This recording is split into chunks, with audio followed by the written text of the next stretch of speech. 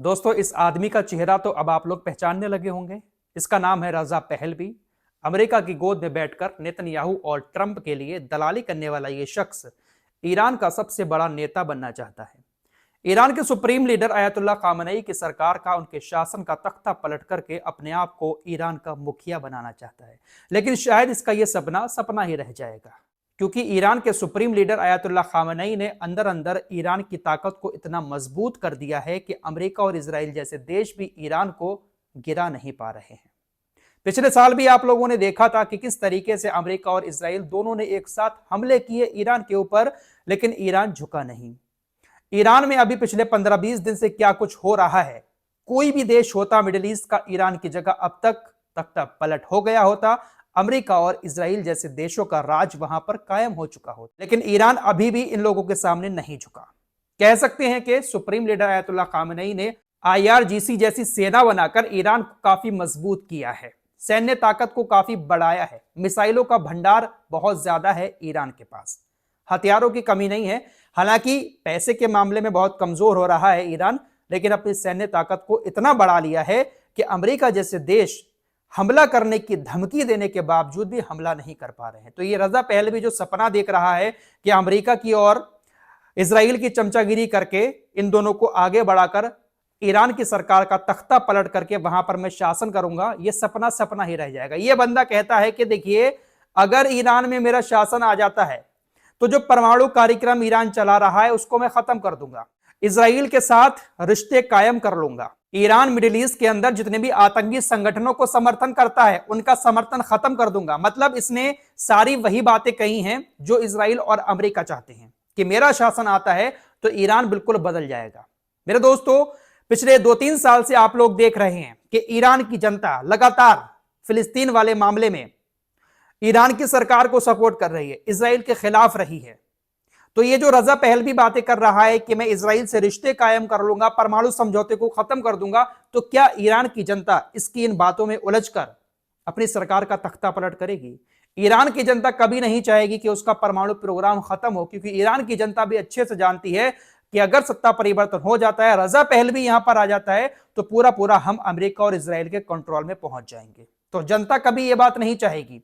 फिलहाल अभी की सिचुएशन यह है कि पूरी तरह से ईरान के अंदर प्रदर्शन जो है वो खत्म हो चुके हैं। हालांकि ऐसी भी चीजें आ रही हैं, अल जजीरा ने भी इसको रिपोर्ट किया है कि जो लोग प्रदर्शन कर रहे थे वो डर की वजह से घरों से बाहर नहीं निकल रहे हैं, क्योंकि गोलीबारी भी बहुत की है IRGC ने, लोग मारे भी गए हैं।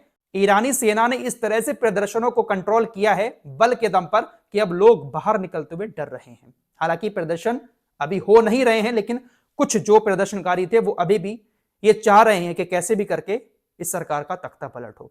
लेकिन प्रदर्शनकारियों से ज्यादा, तख्ता पलट करने वालों से ज्यादा खामनेई के समर्थक हैं। वैसे आप लोग अब तक सुन चुके होंगे, 2-3 दिन पुरानी खबर, आपको देने से कोई फायदा नहीं है, लेकिन फिर भी आपको बता दूं, अभी 2 दिन पहले अमेरिका पूरी तरह से तैयार हो चुका था ईरान पर हमला करने के लिए। बेंजामिन नेतन्याहू इजराइल छोड़कर चले गए थे, ऐसी भी खबरें आई हैं, क्योंकि नेतन्याहू को ऐसा लग रहा था कि अमेरिका अगर हमला करेगा ईरान के ऊपर तो ईरान हमारे ऊपर हमला कर सकता है। परसों रात बहुत सारी चर्चाएं हो रही थी कि अमेरिका ईरान पर हमला कर सकता है, क्योंकि कतर के अंदर जो एक एयरबेस बना हुआ है अमेरिका का, उस बेस को अमेरिका ने खाली करवा दिया था, ईरान ने अपना हवाई क्षेत्र बंद कर दिया था। ऐसी भी खबरें आ रही थी कि अमेरिका के कुछ लड़ाकू विमान भी वहां पर पहुंच चुके हैं, समुद्र में भी हलचल तेज थी।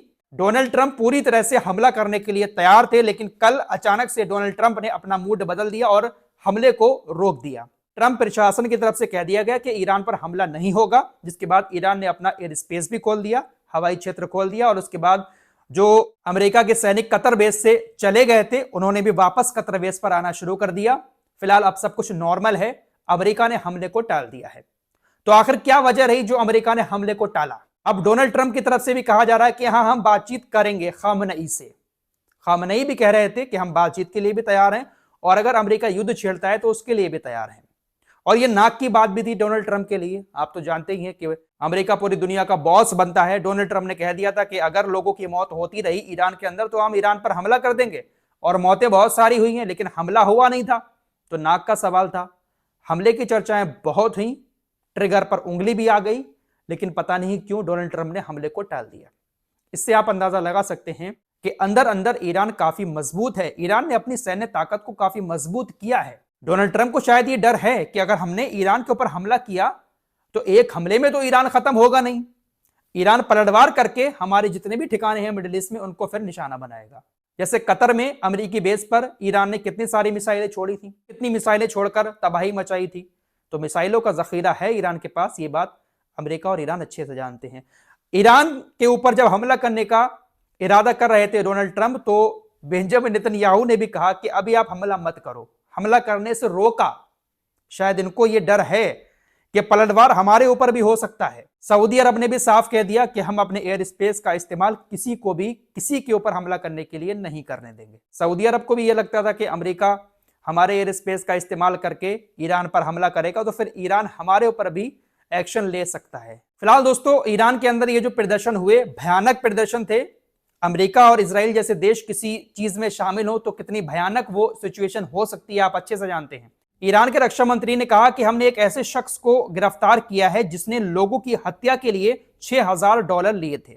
ईरानी रक्षा मंत्री कहते हैं कि अमेरिका और मोसाद की एक बैठक हुई थी पड़ोसी देश में, जहां ईरान में तोड़फोड़ की घटनाओं के लिए पैसे तय किए गए थे। ईरान के अंदर एक शख्स को मारने के लिए, एक शख्स की हत्या करने के लिए 5 करोड़ तोमान, एक वाहन को जलाने के लिए 2 करोड़ तोमान, पुलिस स्टेशनों को जलाने के लिए 8 करोड़ तोमान, किसी और तरह का उत्पीड़न और अशांति फैलाने के लिए 1 करोड़ तोमान। इस तरह के पैसे तय कर लिए गए थे प्रदर्शनकारियों को देने के लिए कि आप अगर ऐसा ऐसा करते हैं तो आपको इतना इतना पैसा मिलेगा। रक्षा मंत्री ने कहा कि हमने एक ऐसे शख्स को गिरफ्तार किया जिसने $6000 लिए थे दंगा कराने के लिए। दोस्तों, इस बात में कोई शक नहीं है कि ईरान के अंदर जो प्रदर्शन हुए हैं उन प्रदर्शनों में मोसाद जैसी एजेंसी का हाथ ना हो, क्योंकि नुकसान क्या क्या हुआ है उसका ब्यौरा भी सामने आया है। 250 मस्जिदें क्षतिग्रस्त कर दी गई हैं। 20 हुसैनिया, जिसको एक धार्मिक केंद्र कहा जाता है शियाओं में, उसको डैमेज किया गया है। गोलिस्तान प्रांत में इमामिया मस्जिद का एंट्री गेट, उसको नष्ट किया गया है। अकेले तेहरान के अंदर सैकड़ों निजी वाहन जलाकर राख कर दिए गए हैं। 364 बड़े स्टोर दुकानें डैमेज की गई हैं, 419 छोटी दुकानें। 30 प्रांतों में बहुत ज्यादा नुकसान की सूचना मिली है। फायर ब्रिगेड की गाड़ियों को जलाया गया है, दुकानों को जलाया गया, मस्जिदों को जलाया गया। तो ये जो प्रॉपर्टी थी खुद की अपनी लोगों की, उसको भी काफी नुकसान पहुंचा है। तो जाहिर सी बात है कि इसमें कहीं ना कहीं मोसाद जैसी एजेंसी का भी हाथ है। ईरान को दबाने के हथकंडे तो बहुत सारे अपनाए गए हैं, लेकिन ईरान ने अभी तक हार नहीं मानी है। ईरान में जब विरोध प्रदर्शन हुए तो एक ऐसी खबर फैला दी गई कि ईरान विरोध प्रदर्शन में शामिल हुए लोगों को गिरफ्तार करके फांसी पर लटका रहा है।